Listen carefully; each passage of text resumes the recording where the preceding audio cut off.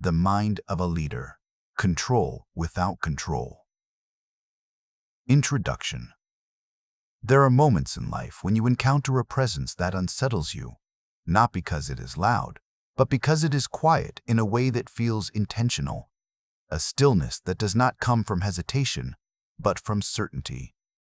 A kind of silence that seems to observe more than it reveals. You may not remember what such a person said. You may not recall the exact details of the interaction, but you remember the feeling. You remember that something about them made you adjust, even slightly. The way you spoke, the way you stood, the way you chose your words. Nothing was demanded of you, and yet something in you responded. Most people spend their lives misunderstanding that feeling. They call it confidence, or charisma, or experience. They give it names that are comfortable, names that allow them to believe it can be easily copied. But it cannot. Because what you felt in that moment was not a surface trait. It was not something added on top of a personality.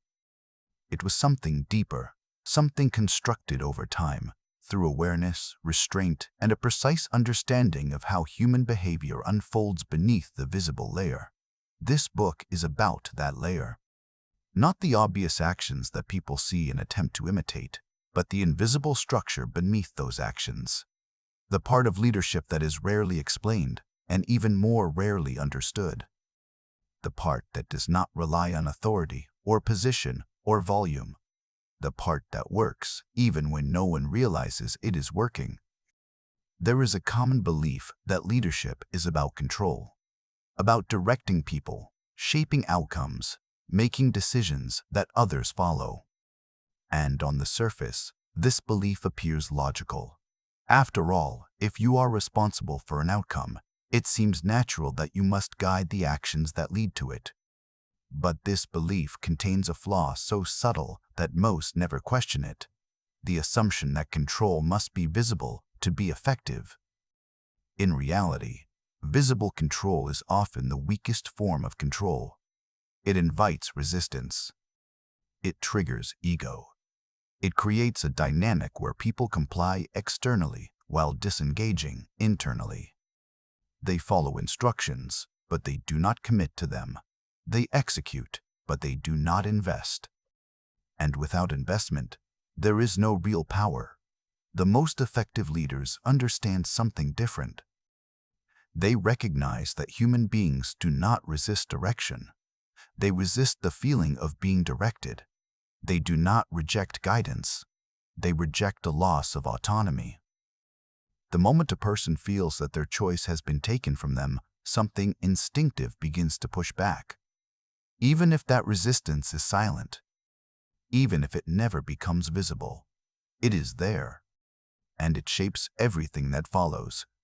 So the question is not how to control people more effectively. The question is how to create outcomes without triggering that resistance in the first place. How to guide without forcing. How to influence without appearing to influence. How to lead without taking away the very thing people need in order to truly follow. This is where the idea of control without control begins. It is not manipulation in the crude sense. It is not about deception or hidden agendas. In fact, the more forceful and obvious the attempt, the less effective it becomes. People sense it.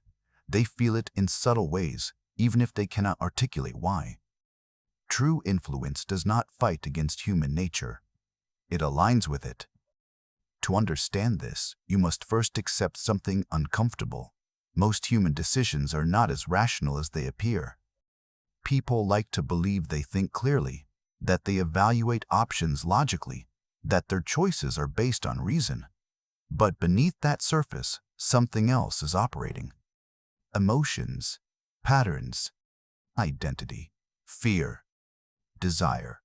These forces shape decisions long before logic arrives to justify them. A person may say they chose something because it made sense, but in truth, it felt right first. And then they found a reason to support it.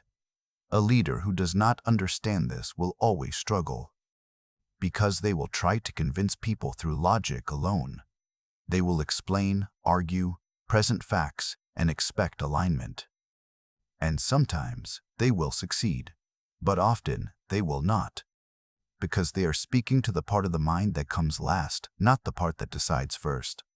The leader who understands control without control begins somewhere else, not with arguments, but with awareness, not with persuasion, but with perception. They learn to see what others overlook, the subtle shifts in behavior, the unspoken tensions, the underlying motivations that drive visible actions. They pay attention to what is not said, to hesitation, to tone, to timing, because in these small details, patterns emerge.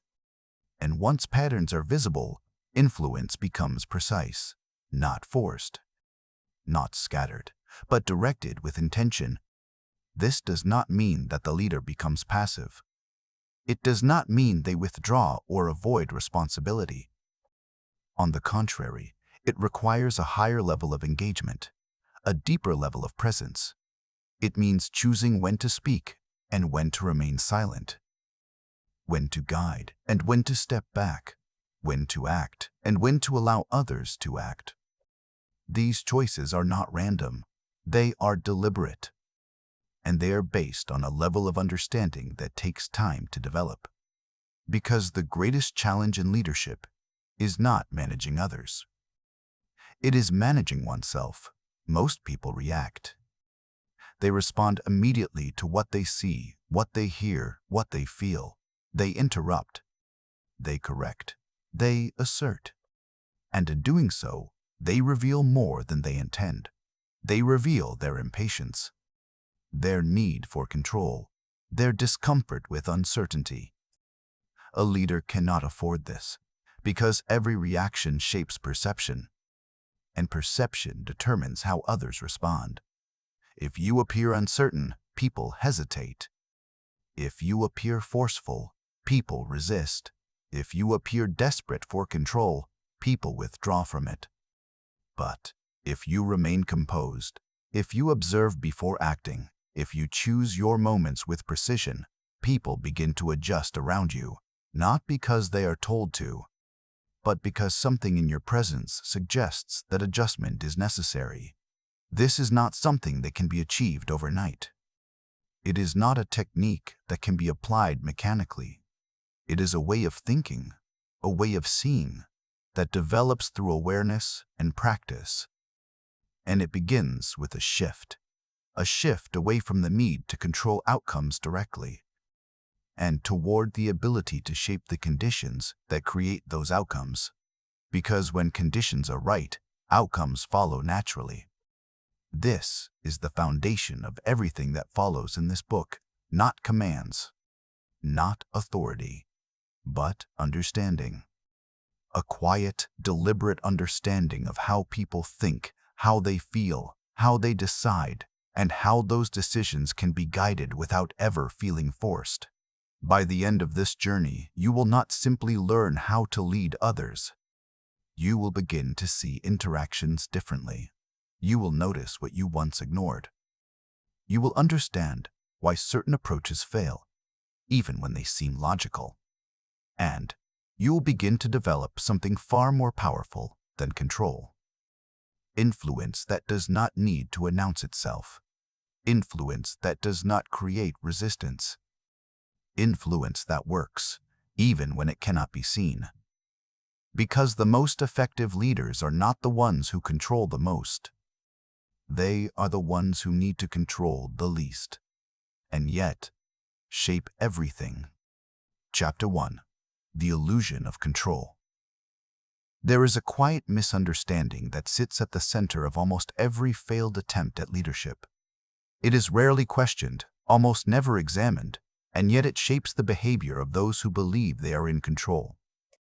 The misunderstanding is simple: that control, when applied directly, produces the best results. At first glance, this belief appears reasonable. If a person is responsible for an outcome, then naturally They must guide the actions that lead to it. They must give direction, correct mistakes, and ensure that things unfold as intended. This is what most people are taught. It is what they observe in schools, in workplaces, in systems that reward compliance more than thought. And for a time, it seems to work. Instructions are followed, tasks are completed, deadlines are met. But beneath this surface of apparent efficiency, something else is happening. Something quieter, more subtle, and far more important. The erosion of ownership. When a person is told exactly what to do, their role becomes clear but limited. They are no longer required to think beyond the instruction. They are not invited to engage with the problem, only to execute the solution. And in that shift, something essential is lost. Not skill, not capability, but connection. The work is no longer theirs. It belongs to the one who gave the instruction. They are merely carrying it out. This is the hidden cost of direct control. It achieves compliance, but it weakens commitment. And while compliance can produce results in the short term, it cannot sustain excellence over time. Because excellence requires something more than obedience. It requires investment. To understand why this happens, one must look beyond behavior and into the structure of the human mind. People do not experience actions in isolation. Every interaction, every instruction, every expectation is filtered through a deeper layer of interpretation. What does this mean for me? Do I have a choice? Am I being trusted or managed? These questions are not always conscious. They do not always appear as clear thoughts. But they are present, shaping reactions, influencing decisions, guiding behavior in ways that are often invisible to both the observer and the participant. When control is applied too directly, it answers these questions in a way that limits engagement. It signals that the thinking has already been done, that the role of the individual is not to contribute, but to comply. And while many will accept this role, especially in structured environments where deviation is discouraged, they do so without fully investing themselves. They perform. But they do not commit. This distinction is critical. Performance can be directed, commitment cannot. It must be chosen. And choice, by its very nature, cannot exist where control is absolute. This is where the illusion begins to reveal itself. The belief that stronger control leads to stronger results starts to break down under closer observation. In reality, the more tightly control is applied, the more it limits the very factors that produce meaningful outcomes. Creativity diminishes. Initiative fades. Responsibility becomes external rather than internal. And slowly, almost imperceptibly, the system begins to rely more on the controller than on those being controlled. This creates a dependency that appears stable but is fundamentally fragile, because it requires constant input, constant correction, constant presence. The moment that presence is removed, the system weakens, not because the people lack ability, but because they have not been given the space to use it. The leader, in attempting to maintain control, has unintentionally reduced the capacity of those around them. This is the paradox. The more you try to control everything, the less control you actually have. Because true control is not measured by how much you direct. It is measured by how little direction is required. Consider an environment where individuals are trusted to think, to decide, to act within a clear framework of understanding.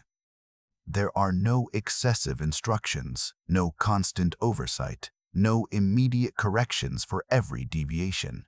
Instead, there is clarity of purpose, alignment of values, and space for interpretation. In such an environment, something different begins to emerge. People take initiative. They anticipate needs. they solve problems before they are presented. Not because they are told to, but because they feel responsible for the outcome. This sense of responsibility is not assigned. It is adopted. And once adopted, it becomes a powerful internal force, far more reliable than any external command. But this kind of environment does not appear by accident. It is not the result of neglect or absence. It is the result of deliberate restraint. The decision, made repeatedly and consciously, to step back when stepping in would be easier. Because stepping in is always easier. It provides immediate clarity, immediate direction, immediate resolution. But it also removes the opportunity for growth. The leader who understands this begins to operate differently. They do not rush to fill every gap. They do not feel the need to respond to every uncertainty. They allow space, carefully, intentionally so, that others can engage with the problem. This does not mean they are passive. It means they are precise. They observe before they act. They assess before they respond. And when they do intervene, it is not to take control, but to guide it. Guidance is different from control. Control dictates the path. Guidance shapes the direction. One restricts. The other expands. And in that expansion, individuals begin to see themselves not as followers, but as contributors. This shift, though subtle, changes everything. Because when people see themselves as contributors, their relationship with the work transforms. It is no longer something imposed upon them. It becomes something they are part of. They begin to care. Not because they are required to, but because they are involved. This is where real influence begins, not in the act of telling, but in the act of creating conditions where telling is no longer necessary. However, this approach requires a level of internal discipline that many find difficult to maintain. It demands patience in moments where urgency is tempting. It requires trust in others when control feels safer. It asks the leader to tolerate uncertainty, to resist the impulse to intervene prematurely. And most importantly, it requires a shift in identity, from being the one who knows to being the one who enables knowing in others. This shift is not easy. It challenges the ego. It removes the immediate satisfaction of being right, of being followed, of being recognized as the source of direction. It replaces those rewards with something quieter, less visible, but far more enduring. The success of others, the strength of the system, the ability to step away without everything falling apart. This is the mark of true control. Not dominance, not visibility, but sustainability. A system that functions not because it is forced to, but because it is built to. And building such a system requires a different kind of thinking. A willingness to look beyond immediate results and consider long-term impact. To ask not just what needs to be done, but how should it be done so that it continues without me? This question changes the approach entirely, because it shifts the focus from action to structure, from control to design. The leader becomes less of a commander and more of an architect. They design environments, interactions, and expectations in a way that naturally produces the desired behavior. They do not push people toward outcomes. They align the environment so that those outcomes become the most logical choice. And when people arrive at a decision on their own, even if it was carefully guided, they experience it differently. They feel ownership. They feel agency. They feel in control. This feeling is not incidental. It is essential, because it transforms compliance into commitment. And commitment is the foundation of everything that follows. Without it, systems require constant maintenance. With it, they become self-sustaining. This is why the illusion of control must be understood, not just intellectually, but practically. It must be seen in real interactions, recognized in real decisions, and corrected through deliberate action. Because once you begin to notice it, you cannot ignore it. You will see it in conversations where too much is said too quickly, in environments where initiative is absent, in systems that function only under supervision, and most importantly, you will see it in your own behavior.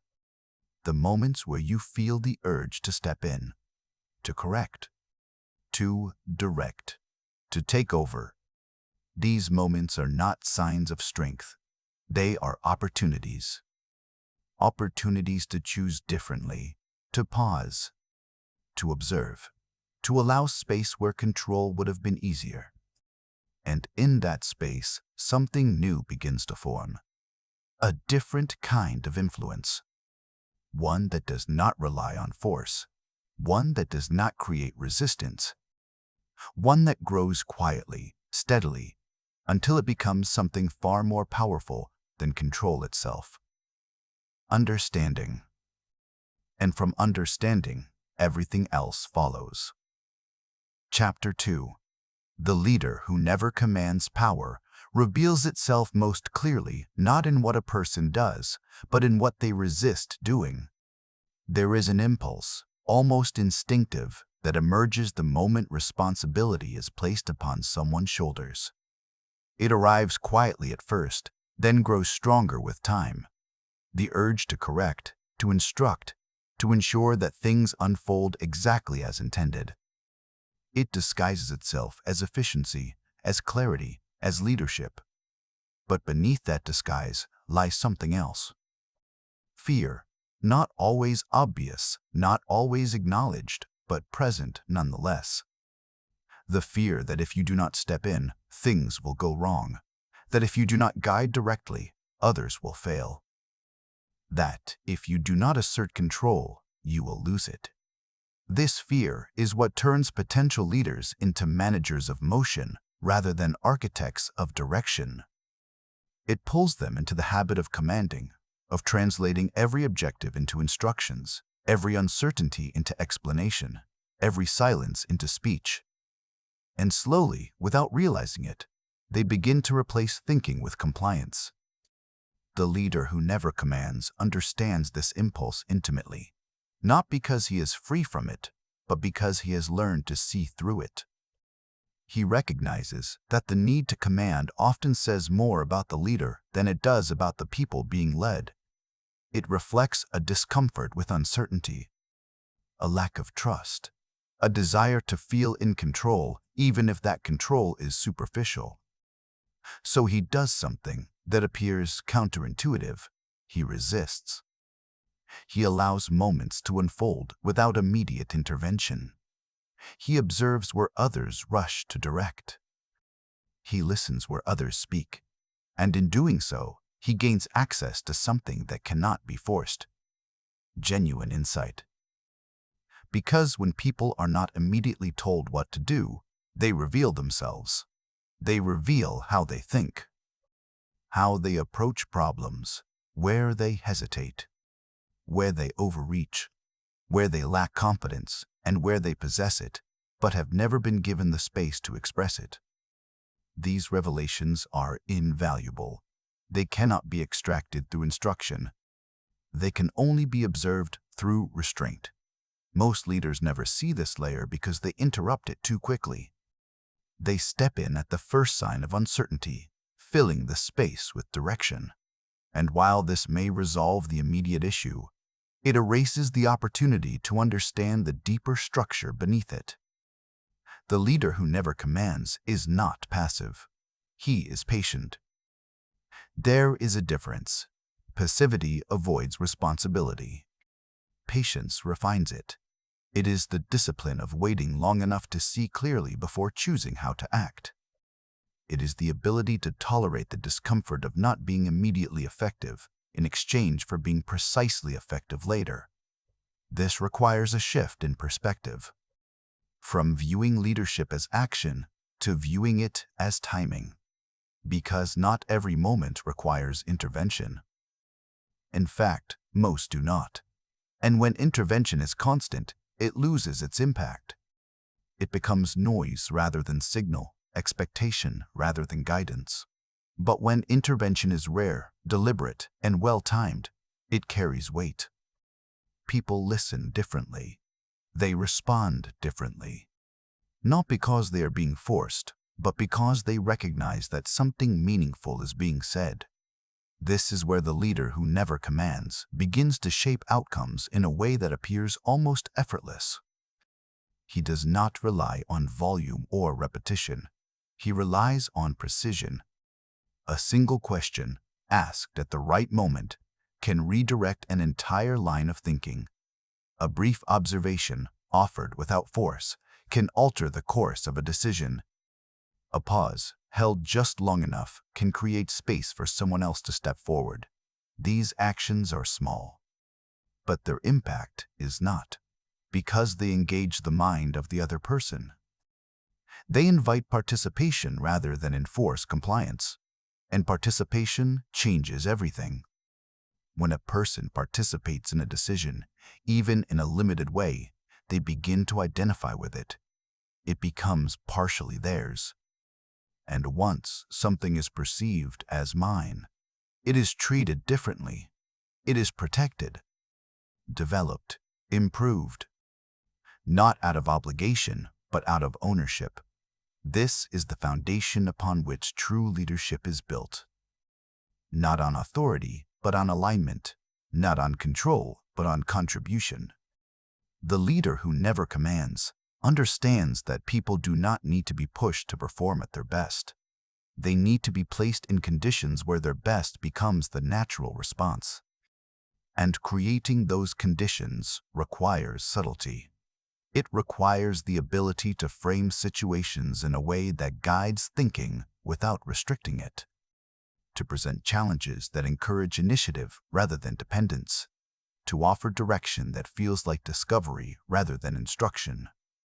For example, when faced with a problem, the instinct of most is to provide a solution, to explain what should be done and how it should be done.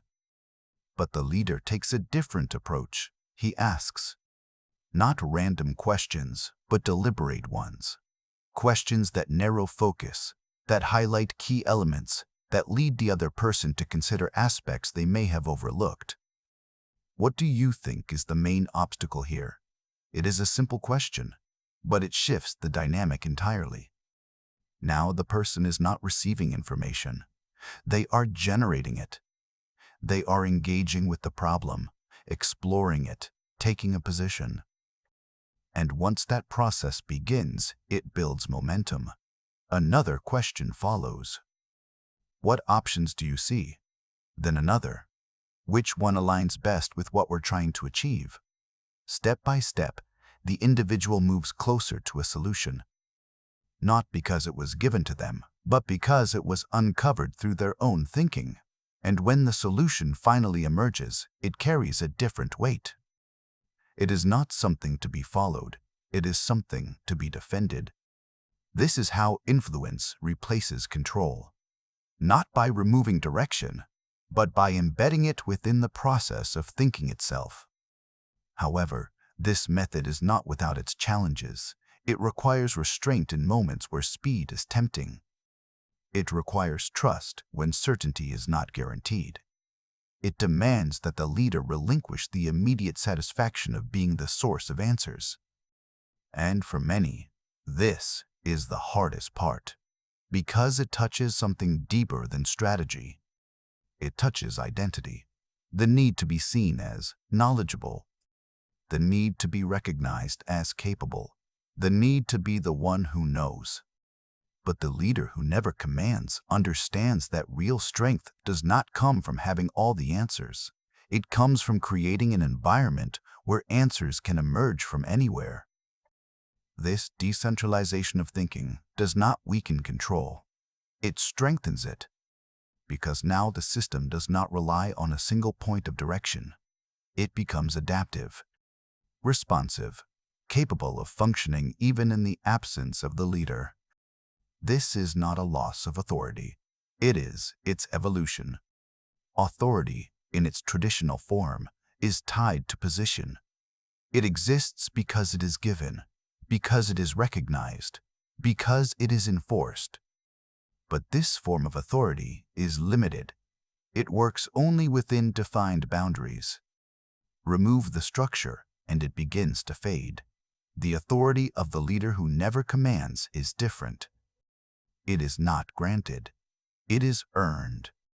Not through assertion, but through consistency, through the repeated demonstration of understanding, restraint, and precision. People begin to trust not just what the leader says, but how they operate. They recognize a pattern, a reliability in judgment, a clarity in thought, a calmness in uncertainty. And from that recognition, something stronger than obedience begins to form: respect. Respect is not demanded, it is developed. And once developed, it becomes one of the most powerful forces in leadership. Because people do not resist what they respect. They align with it, they support it. They extend it beyond direct supervision. This is the point where leadership becomes self-sustaining, where influence continues even in absence, where direction is followed, not because it must be, but because it is believed to be right. Reaching this point does not require grand gestures or dramatic change. It requires subtle adjustments. A pause instead of an immediate response. A question instead of an instruction. A moment of observation instead of interruption. These small decisions, repeated consistently over time, reshape the entire dynamic. They transform the role of the leader from controller to catalyst, from director to designer, from commander to something far more effective. An influence that does not need to command because it has already been accepted. Quietly, naturally, completely. And once you experience this level of leadership, once you see how people move without being pushed, how decisions align without being forced, you begin to understand something that cannot be unlearned. That the highest form of control is the one that is never seen. Nothing has been chosen yet, but everything has already been shaped. Most people never notice this moment. To them, decisions appear sudden, almost mechanical. An option is presented, evaluated, and then accepted or rejected. It feels logical, clean, and controlled. But beneath that surface, something far more complex is unfolding. Long before a decision becomes visible, it has already been influenced by forces that rarely announce themselves. Subtle cues, emotional signals, past experiences, identity, the quiet need to remain consistent with how one sees oneself.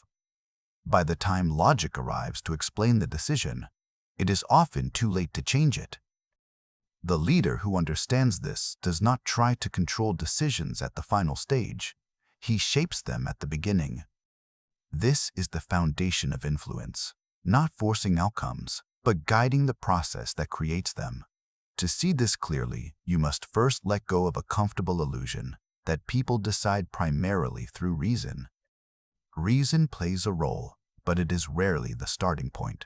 Most decisions begin as a feeling, a sense that something is right or not. Only afterward does the mind construct an explanation that justifies that feeling. This is why arguments, no matter how logical, often fail to persuade. They arrive too late. They attempt to change a conclusion that has already been formed on a deeper level. The leader does not make this mistake. He does not argue against conclusions. He shapes the conditions that lead to them. This begins with attention. What a person focuses on determines what they consider important. What they consider important shapes how they interpret information. And interpretation drives decision. Control attention, and you begin to influence everything that follows. But attention is not controlled through force. You cannot demand that someone focus in a certain way and expect genuine engagement. It must be guided subtly, almost invisibly. Through framing. The way something is presented changes how it is perceived. A problem described as a risk creates hesitation. The same problem described as an opportunity creates curiosity. The facts remain identical, but the response shifts completely. This is not manipulation. It is understanding that perception is not fixed. It is constructed. And the one who constructs it first shapes the direction of thought. Consider how easily the mind accepts a path once it has been set. The first idea presented often becomes the reference point against which all others are compared. Even if better options exist, they are evaluated in relation to that initial frame. This is why timing matters. The leader does not rush to present solutions. He allows space for the right frame to emerge. Sometimes he introduces it directly. Other times, he guides someone else to articulate it. But once it is in place, everything begins to align around it. This is influence at its most subtle, not changing minds through force, but shaping the lens through which minds see. There is another layer, even deeper, that few consider: identity. People do not make decisions in isolation from who they believe they are. Every choice is filtered through a silent question: is this consistent with me? If the answer is yes, the decision feels natural. If the answer is no, resistance appears, sometimes immediately, sometimes beneath the surface. This is why direct control often fails. Because it ignores identity. It tells a person what to do without considering whether that action aligns with how they see themselves. And when there is misalignment, even the most logical instruction feels wrong. The leader avoids this conflict. He aligns decisions with identity before they are made. He understands how individuals see themselves, their strengths, their values, their unspoken need to maintain a certain image. And he frames actions in a way that fits within that image, not artificially, but authentically. If someone sees themselves as responsible, the leader does not assign them a task as an obligation. He presents it as an opportunity to fulfill that responsibility. If someone values independence, the leader does not impose direction. He offers autonomy within a clear purpose. In both cases, the outcome may be the same, but the path feels different, and that feeling determines whether the action is embraced or resisted. This is the precision of influence. It does not treat people as identical. It recognizes variation, and it adapts accordingly. Another force operates quietly within every decision: emotion. Not the dramatic, visible kind, but the subtle undercurrent that shapes perception without drawing attention to itself. Comfort, confidence, uncertainty, tension. These states influence how information is processed. A person who feels secure is more open to new ideas. A person who feels threatened becomes defensive, narrowing their focus, rejecting anything that challenges their position. The leader manages this not by controlling emotion directly, but by controlling the environment that produces it. Tone, pacing, presence.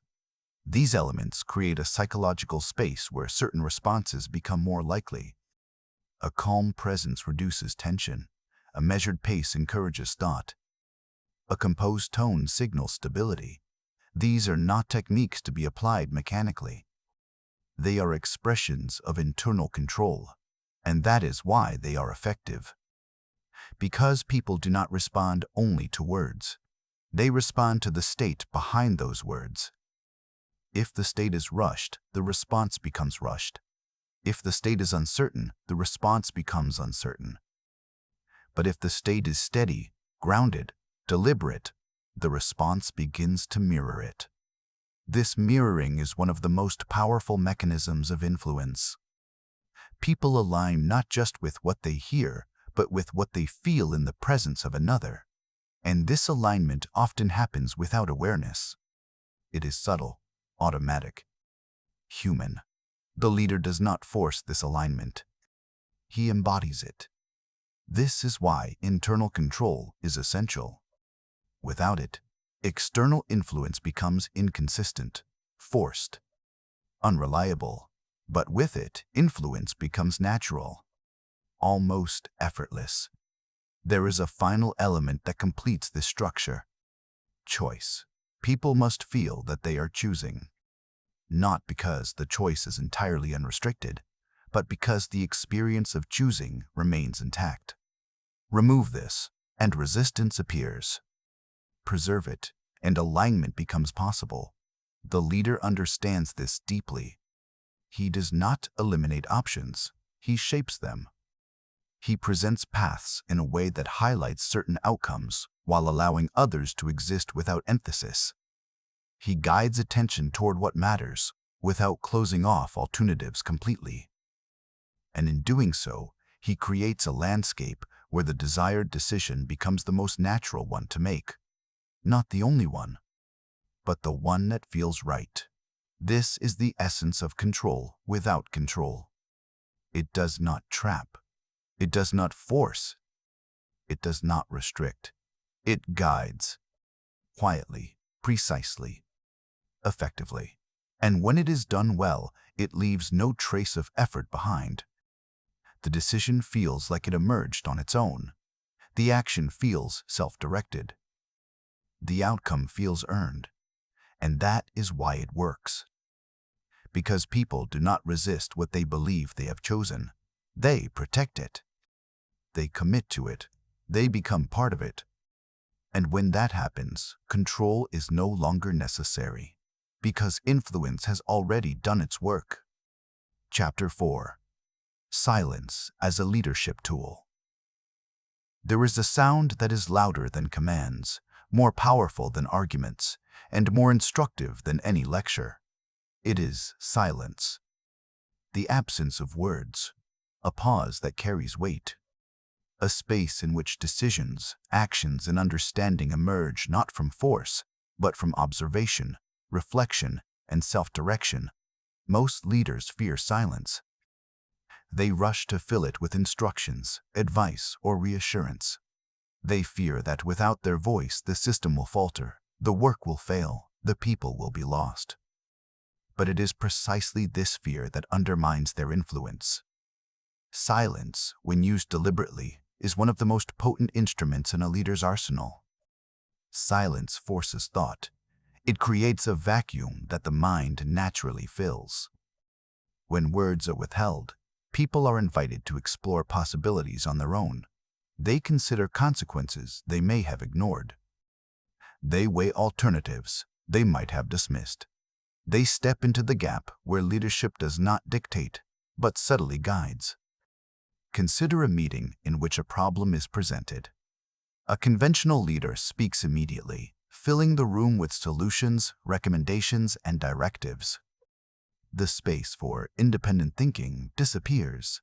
Every participant becomes a responder, not a contributor. The leader achieves action, but at the expense of engagement. Now consider a leader who speaks less. He presents the problem clearly and then remains quiet. Moments stretch longer than anyone is comfortable with. Eyes shift. Thoughts stir. People begin to talk, not because they were told to, but because the silence demands it. They begin to reveal ideas, perspectives, and solutions that were previously dormant. Silence does more than provoke thought. It conveys respect. It signals that the leader trusts those around him to think, to decide, to act. It communicates that their insight is valuable, that their understanding matters. And when respect is perceived, people rise to meet it. They extend effort, creativity, and ownership far beyond what could have been achieved through instruction alone. But silence is not passive. It requires awareness, discipline, and timing. It is not a void to be tolerated. It is a space to be held. The leader must remain present, observant, and responsive to the subtleties of what is happening within that silence. He watches the body language, the micro-expressions, the fleeting hesitations and flashes of realization. Every cue is a guidepost. Every pause is an opportunity. The power of silence is amplified when paired with the right questions. A single, carefully crafted question, asked and left unanswered, can redirect thinking, inspire problem-solving, and spark creativity. What outcome do you want to achieve here? How might we approach this differently? What would happen if we tried the opposite? Questions in silence invite exploration, and exploration builds ownership. People learn more from discovering the answer themselves than from being told. They internalize lessons. They engage their intellect and emotion. They commit in ways that mere instruction cannot achieve. This is why the leader who masters silence becomes almost invisible in his influence. Yet his impact is profound. Silence also serves as a calibrator. It allows the leader to gauge the readiness, understanding, and emotional state of those around him. Rushing to speak often substitutes for insight. The pause provides clarity. It creates a moment to assess whether intervention is necessary or if letting the situation unfold will produce better results. However, silence is not a technique to be applied mechanically. It is a reflection of the leader's inner composure. People instinctively detect whether a pause comes from uncertainty, indecision, or manipulation, and they resist accordingly. Genuine silence, rooted in awareness and calm, is persuasive. It signals confidence, mastery, and trust. Furthermore, silence creates space for accountability. When answers are not supplied instantly, individuals are compelled to rely on their own judgment. Mistakes may occur, but they are owned and learned from. Over time, this fosters resilience, critical thinking, and self-confidence within the team. People begin to anticipate, innovate, and take initiative, not because they are told to, but because they are empowered to act. The most remarkable leaders understand that silence is not the absence of leadership, but a manifestation of it. It communicates intention, shapes behavior, and cultivates alignment without overt control. It turns observation into influence and patience into power. And yet, silence is only effective when paired with clarity of purpose.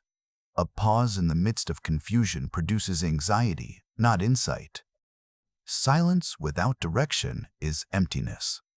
The leader must provide the framework, the context, and the expectations first, then step back and allow the mind space for discovery to emerge.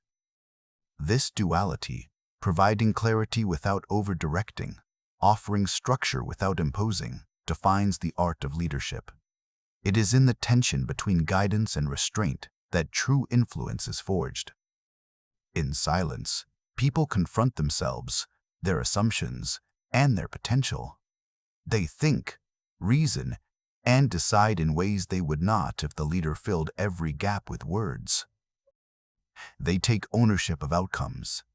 They feel the weight of responsibility, and with that weight comes investment, commitment, and growth. Mastering silence also trains the leader. In the quiet, he observes his own impulses, recognizing the instinct to act prematurely, to over-explain, to command unnecessarily. He learns patience. He refines timing. He discovers that his power lies not in what he says, but in what he allows to happen. By embracing silence, the leader cultivates an environment where autonomy thrives, engagement deepens, and influence expands. The team learns to navigate challenges, uncover solutions, and rise to expectations without the constant presence of direction. And when the leader does speak, his words carry resonance, precision, and weight. Silence, then, is not emptiness. It is strategy. It is presence. It is leadership distilled to its purest form. It is the quiet force that transforms compliance into commitment, hesitation into initiative, and potential into action. In the next chapters, we will explore how this quiet power, This combination of restraint, timing, and awareness intersects with vision, decision-making, and the subtle orchestration of outcomes that define the most effective leaders in history. Chapter 5. Vision Beyond Sight. It must be cultivated, experienced, and shared in a way that feels inevitable, not imposed. Vision is not merely seeing the future. Anyone can imagine a future. Anyone can sketch an outcome on paper. Vision is the ability to perceive patterns invisible to others, to sense opportunities within chaos, to navigate complexity with clarity. It is the lens through which decisions are filtered, actions are prioritized, and influence is exerted without force. The most striking leaders are those who make their vision feel like a natural extension of reality. They do not push it, they reveal it. They frame it in terms of what is already present, what is already valued, understood, or possible. They draw connections that others miss and illuminate paths that others overlook. But vision alone is insufficient. A brilliant idea that is never communicated, that is never experienced by others, remains an abstraction. The challenge of leadership is transforming a vision into shared understanding without breaking the fragile autonomy of those who will act upon it. This requires translation. The leader translates vision into context, relevance, and emotional resonance. He does not deliver it as a lecture, but as a story. A story where the stakes are clear, the possibilities tantalizing, and the path inviting. People do not follow directives. They align with stories that they recognize as truthful, aspirational, or inevitable. The key lies in subtlety. Too forceful, and the vision becomes instruction. Too vague, and it dissolves into noise. The leader who masters influence crafts an experience of vision that encourages others to see it themselves, to internalize it, to feel ownership of it. Consider how extraordinary leaders convey vision in small, almost imperceptible ways. A comment in a meeting, a question posed with curiosity, an observation shared casually. These fragments combine over time, creating a mental architecture for what the future could look like. Without explicit demand, the team begins to move in alignment. Their ideas coalesce with the leaders without realizing the origin. Vision also interacts with expectation. The leader sets a standard, not through control, but by creating conditions where certain outcomes naturally emerge. People sense the boundaries of possibility, understand the stakes, and instinctively adapt their behavior. This is not fear, it is clarity. It is the silent choreography of influence. Timing is essential. Revealing too much too soon overwhelms. Revealing too late causes uncertainty. The leader reads the room, assesses readiness, and modulates exposure to the vision with precision. Every interaction becomes a brushstroke in a larger picture, guiding perception without forcing it. A subtle vision invites contribution. It challenges without dictating, inspiring without commanding.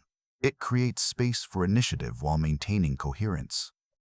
People begin to act as though they arrived at the vision independently, yet their actions are perfectly aligned. There is also an emotional dimension. Vision resonates not just with intellect, but with identity. When framed correctly, it aligns with what people believe about themselves, their values, capabilities, and aspirations.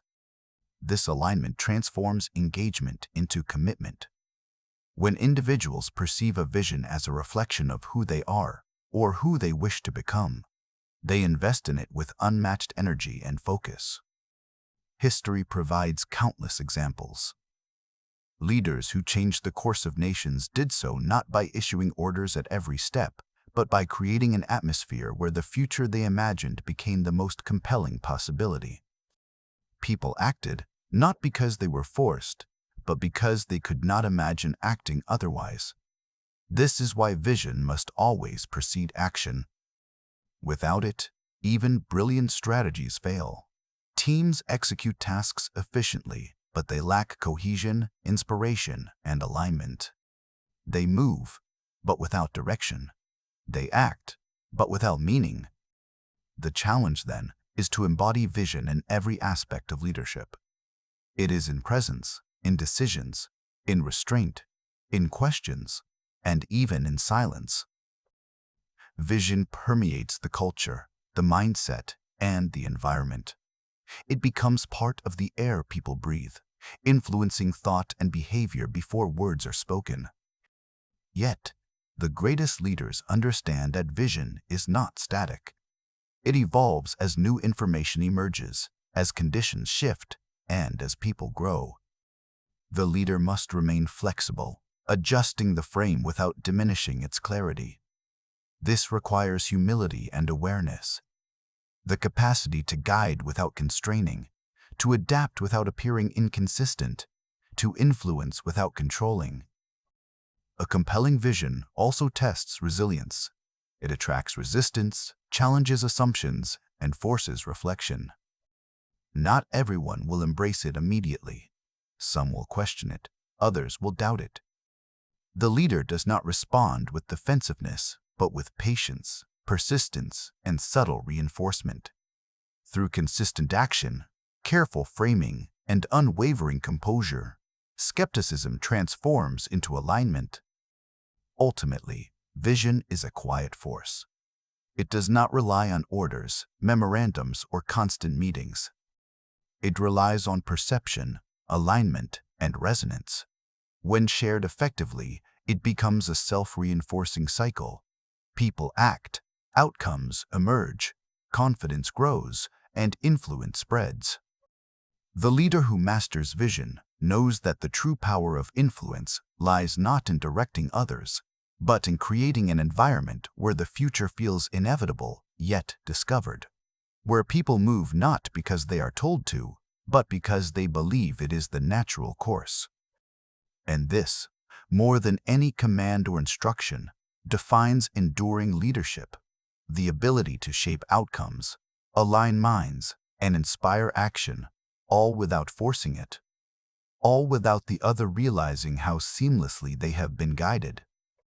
In the chapters that follow, we will explore how vision interacts with culture, communication, and decision-making, creating a framework for leadership that is invisible yet irresistible, subtle yet unstoppable.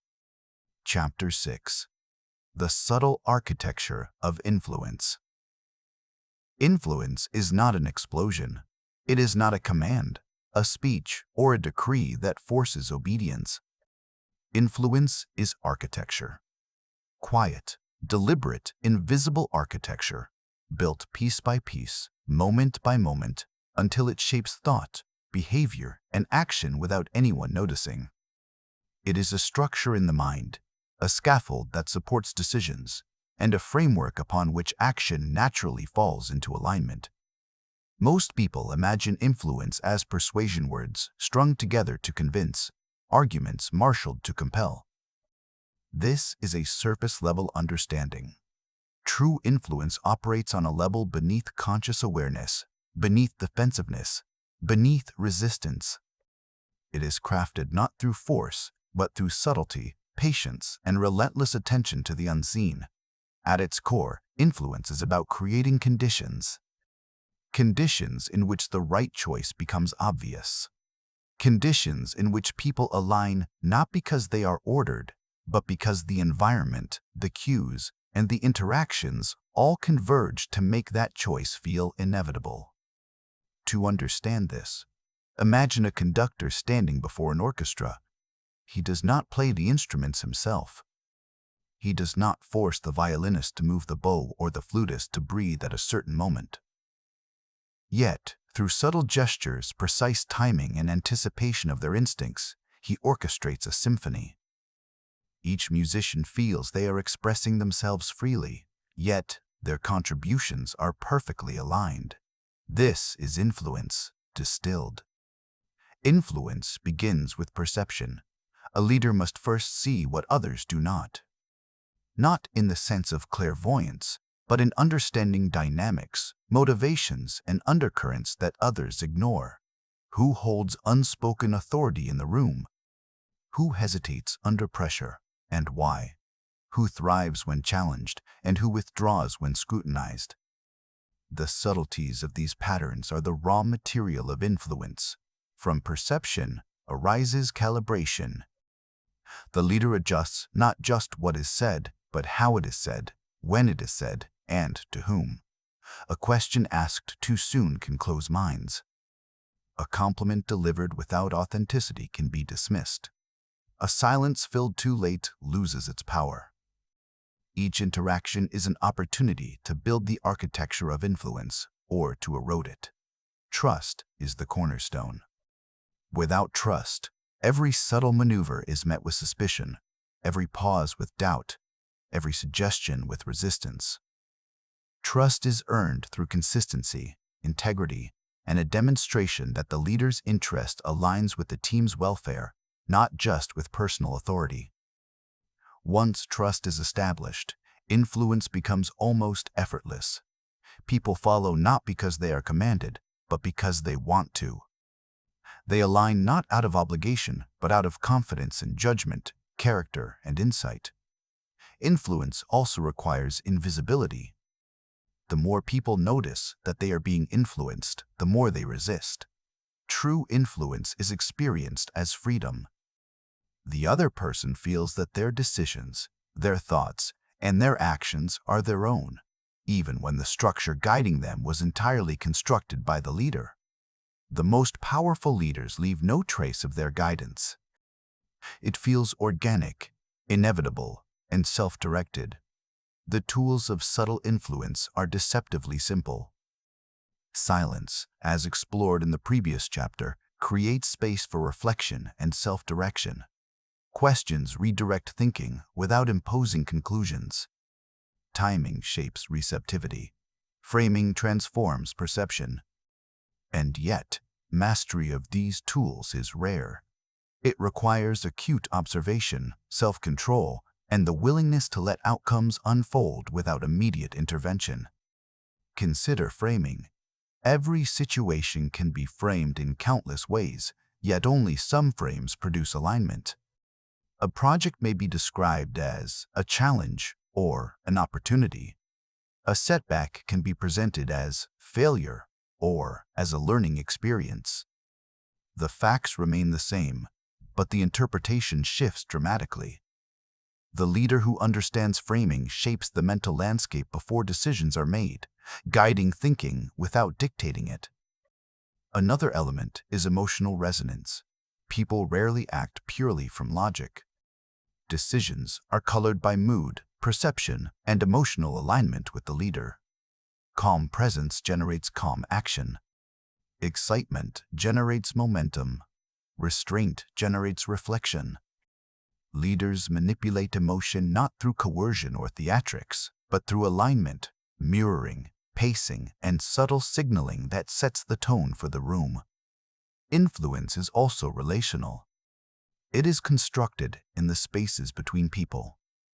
Observing patterns of interaction, understanding hierarchies, identifying informal networks, all of these allow a leader to direct outcomes indirectly. A comment to one person may ripple through the group, guiding decisions without anyone noticing the initial nudge. The architecture of influence is rarely linear. It spreads through the social fabric like water through channels, shaping the path of least resistance. A critical aspect of influence is patience. The impulsive leader, desperate for immediate results, achieves compliance, not alignment. He acts, speaks, and intervenes too quickly, disrupting the natural flow of thought and initiative. Subtle influence thrives on delay. The pause that allows ideas to mature, understanding to deepen, and alignment to emerge organically. The leader observes, listens, and waits, intervening only when the moment is precisely right. Authority and influence are intertwined, but not identical. Authority is often visible. It commands attention and obedience. Influence, by contrast, is invisible. It elicits commitment and alignment. Authority can compel action, but it cannot guarantee engagement. Influence generates both action and internalization, ensuring that behavior aligns with intention long after the leader steps away. Consider the micro-decisions. The tone of a single word, the timing of a question, the choice to withhold a solution, all contribute to the architecture of influence. Over time, these micro-decisions accumulate, creating a culture of alignment, a pattern of responsiveness, and a rhythm of initiative that sustains itself. Influence is not a single act. It is a pattern woven into every interaction, every decision, every observation. Subtle influence is also adaptive. It recognizes the fluidity of human behavior and circumstance. A method that works in one context may fail in another. The leader continuously observes, adjusts, and recalibrates, maintaining coherence without rigidity. Influence is dynamic, alive, and responsive, rather than fixed or authoritarian. There is danger in misunderstanding influence as manipulation. Manipulation is transparent and coercive. Influence is invisible and liberating. Manipulation undermines trust. Influence builds it. Manipulation seeks immediate gain. Influence cultivates sustainable alignment. The subtle leader does not coerce action. He shapes conditions in which the desired action emerges naturally. At the heart of influence lies self-mastery. One cannot influence others without first influencing oneself. Impulses must be controlled, emotions calibrated, judgments refined. Without internal stability, external influence becomes erratic, reactive, and ineffective. Influence begins in the mind of the leader, radiates outward, and eventually permeates the environment. Influence is cumulative. It compounds over time. A single moment of misjudged tone, a hasty intervention, a poorly framed question. These weaken the structure. Conversely, repeated precision, consistency, and subtle guidance strengthen it. Over months and years, the leader builds an invisible scaffolding that guides thought, shapes behavior, and aligns action without ever issuing a command. The genius of subtle influence is that it does not rely on visibility. Success is not measured by who speaks the loudest, who commands attention, or who asserts authority. It is measured by outcomes, alignment, engagement, and initiative. When the leader's presence is removed, the system continues to function. Decisions remain coherent, and goals are achieved, not because of oversight, but because the architecture of influence is embedded deeply within those who act. This is the silent power of leadership: control without command, guidance without imposition, influence without force. It is the quiet shaping of thought and behavior, the careful alignment of perception, emotion, and attention, and the cultivation of an environment where the right choices feel inevitable. Mastering this requires observation, patience, and restraint. It demands understanding human behavior at its core: attention, perception, emotion, identity, and the intricate interplay between them. Not the weight of responsibility alone, but the weight of consequences, some immediate, some delayed, some subtle, others catastrophic. Decisions are the currency of leadership, and the value of that currency is measured not by the action itself, but by the ripple it creates through people, organizations, and even history. Most observers see only the visible outcome: a policy enacted, a plan executed, a crisis resolved. They seldom perceive the tension, the anticipation, the inner calculations that precede action. They do not see the mental architecture that balances risk against opportunity, morality against pragmatism, intuition against evidence. And yet, every decision is a crossroads, a point at which influence, judgment, and character intersect. A leader who understands the weight of decisions does not act rashly. Impulse may bring speed, but it erodes alignment. Decisions made without awareness of context, psychology, and perception create resistance, confusion, and hidden costs. True leadership requires deliberation, the ability to pause, to reflect, and to assess not only the immediate impact, but the long-term alignment of people, purpose, and environment. Decisions are never isolated. Every choice interacts with others in complex, often unpredictable ways. A single command may inspire loyalty in one person while alienating another. A strategic shift may unlock opportunity in one division and create chaos in another. The leader must anticipate these interactions, not with omniscience, but through keen observation, pattern recognition, and an intimate understanding of human behavior. Consider the paradox. The more power a decision holds, the less visible its impact often becomes. Decisions that shape culture, mindset, or engagement unfold slowly, leaving traces that are subtle, cumulative, and almost imperceptible. These are the decisions that truly define a leader's legacy, not the dramatic pronouncements, but the invisible choices that shape perception, behavior, and alignment. Every decision carries emotional weight. It tests patience, resilience, and empathy. Leaders must consider how their choices will feel to others. Will it generate fear or confidence? Will it empower or restrict? Will it signal trust or suspicion? Emotion is the undercurrent that guides perception, and perception, in turn, shapes action. The most effective leaders understand this, and they manage emotion as carefully as strategy. Timing is a critical element. Even the most brilliant decision, if made too soon, risks rejection. If delayed, it risks missed opportunity. A leader reads the room, listens to undercurrents, and waits until the moment when receptivity is maximized, when alignment can be achieved without force, when the decision can feel both necessary and natural. Timing transforms action into influence, and influence into results. Decisions also require calibration between control and autonomy. The leader must know when to direct, when to guide, and when to step back. Micromanagement erodes trust and stifles initiative. Absence of guidance breeds confusion and misalignment. Subtlety is key, shaping outcomes while preserving the sense of self-direction among those who act. The architecture of influence, introduced in previous chapters, is inseparable from the art of decision-making. Moral judgment cannot be ignored.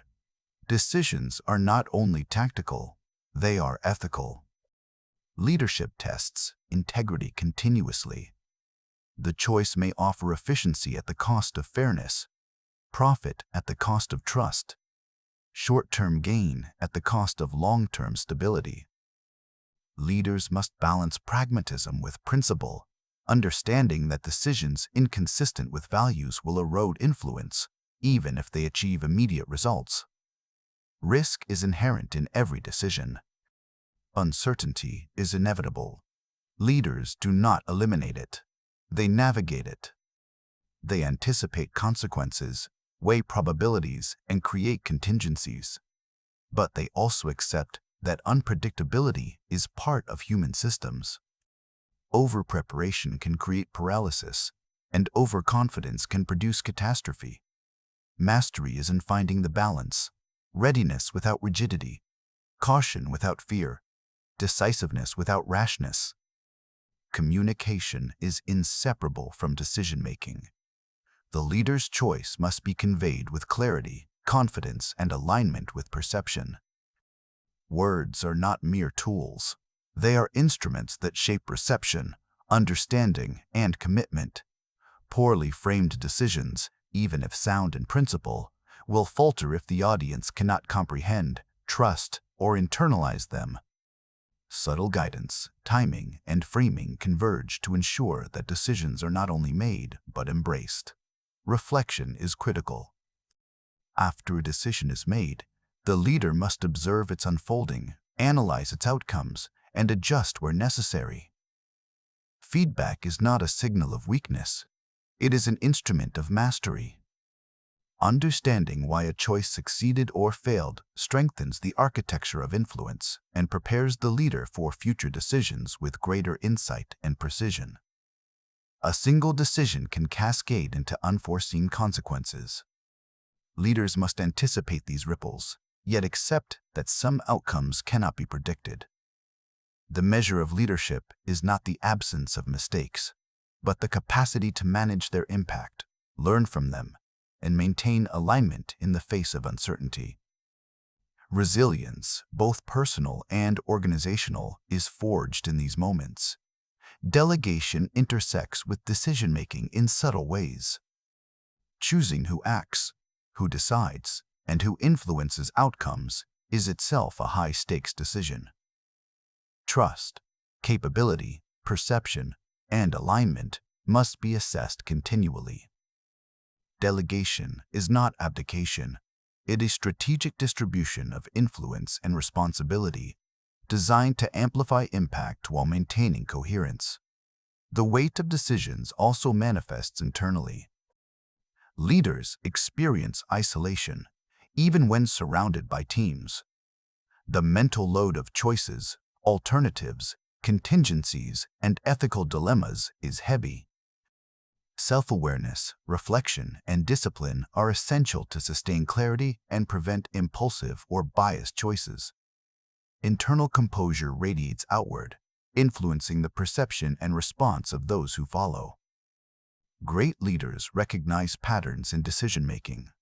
They identify principles that hold across contexts: when to act quickly, when to delay, when to empower others, when to intervene.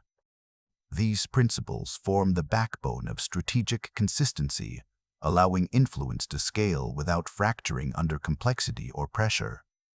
Finally, the most profound decisions are those that are invisible to the outside world. The subtle adjustments, the silent calibrations, the moments of restraint, they shape outcomes without fanfare. They do not require acknowledgement, praise, or recognition. Their power lies in their effect, not in their visibility. And over time, these invisible decisions define not only results, but culture, mindset, and the enduring impact of leadership itself. Leadership is therefore inseparable from decision-making. Every choice is an act of influence, a test of judgment, and a reflection of character.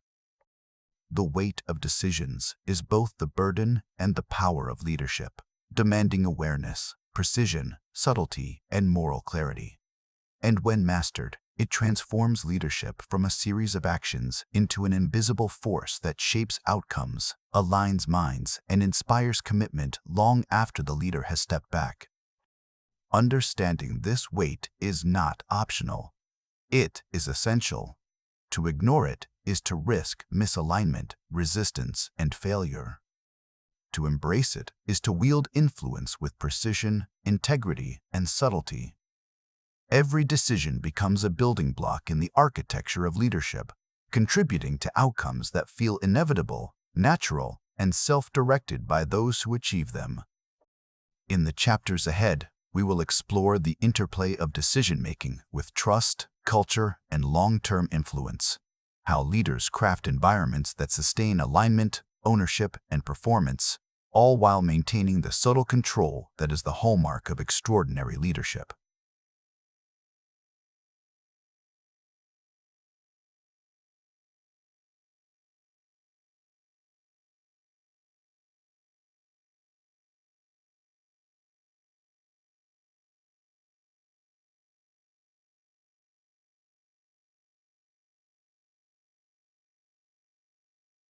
It is not written in memos, not codified in policies, and rarely described in meetings. Yet it is the substrate upon which every decision, action, and influence rests. Leaders who understand culture recognize that it is the silent engine of alignment, commitment, and initiative, and that shaping it requires the same subtlety, patience, and precision as any act of influence. Culture is not imposed. It is experienced. Every interaction, every signal, every small behavior contributes to its formation.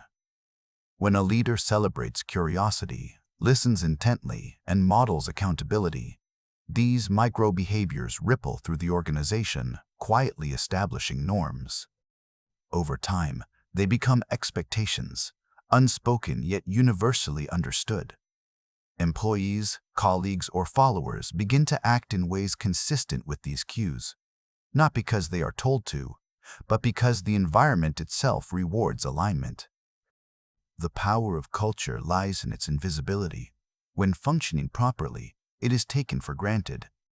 People do not consciously think, "I must act this way because culture dictates it." Instead, their actions feel natural, inevitable, and self-directed.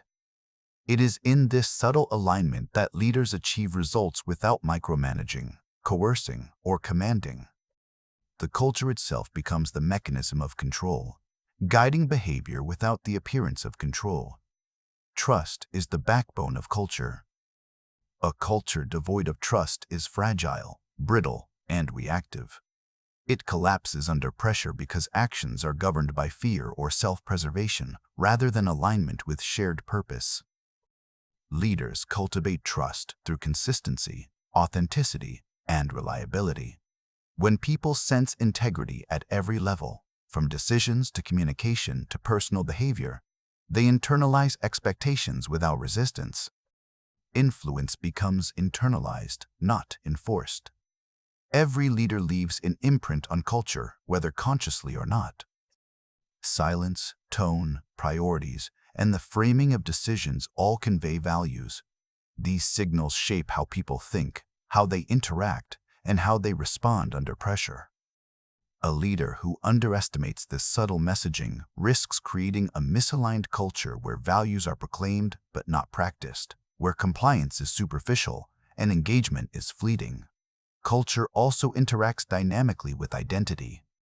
People interpret the environment through the lens of who they are and who they aspire to become. A culture that aligns with personal values amplifies motivation and initiative.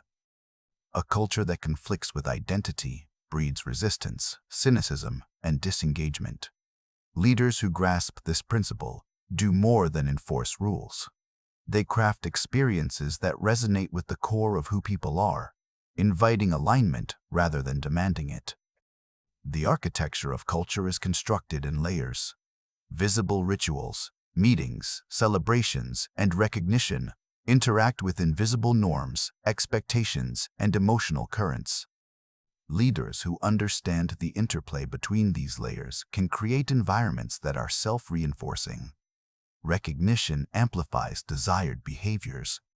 Shared stories reinforce identity. Subtle cues, tone of voice, body language, choice of language, signal priorities and acceptable conduct. Together, these layers form a living system that guides thought and action without explicit instruction. Culture also shapes resilience. In high-pressure situations, the underlying norms and shared beliefs determine whether teams collapse or adapt, whether individuals panic or persevere. Leaders who cultivate cultures of psychological safety, accountability, and adaptability ensure that when crises arise, alignment persists and initiative emerges organically. Influence, trust, and decision making all operate through this invisible scaffolding. The most sophisticated leaders treat culture as a form of leverage. They understand that shaping culture is more effective than issuing commands. Culture establishes expectations before actions occur, creating a self-organizing system where alignment, motivation, and engagement are embedded in the environment. Leaders then intervene strategically rather than reactively, nudging the system toward desired outcomes rather than pushing against resistance. Culture is not static, it evolves. Changes in team composition, external pressures, and environmental dynamics require ongoing attention. Leaders who fail to adapt risk creating misalignment between stated values and practiced behavior. Influential leaders monitor subtle shifts, read undercurrents, and adjust micro-behaviors to maintain cohesion without overt enforcement. They act as gardeners, tending to the soil of behavior, planting seeds of alignment, and pruning what disrupts growth.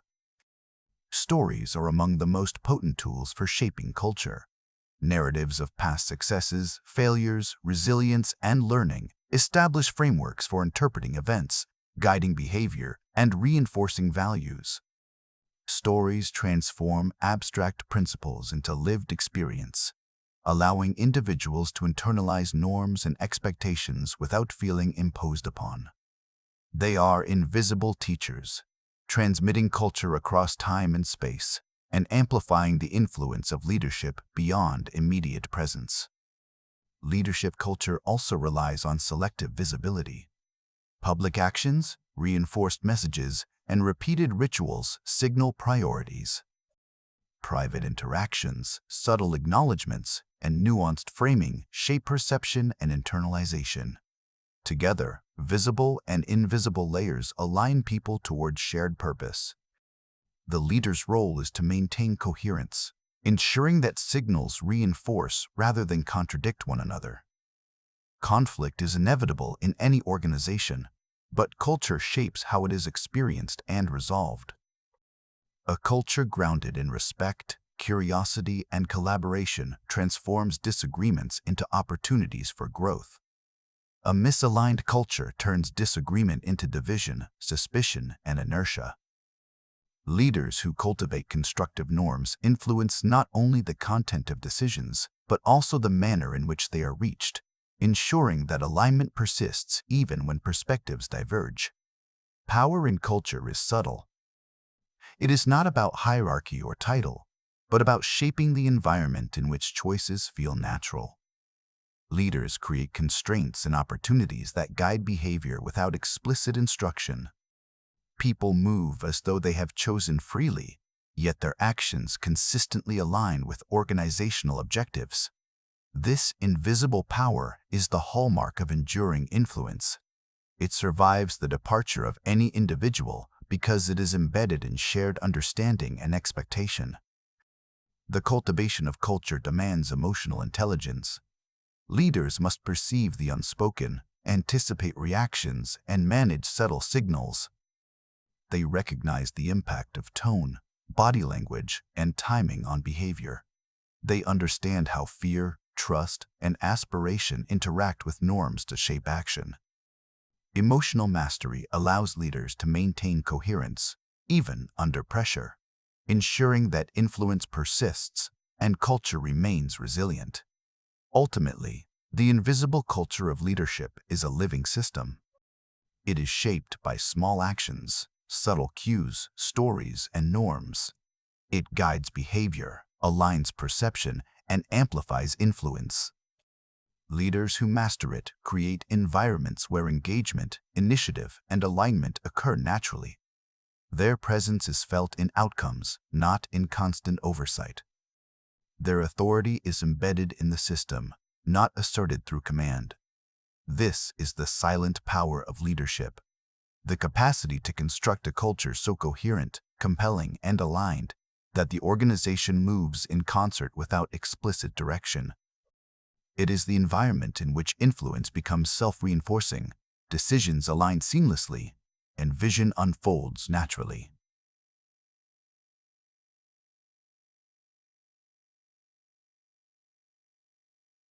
In the chapters ahead, we will explore how culture interacts with resilience, adaptation, and the unseen patterns that allow organizations to thrive under pressure.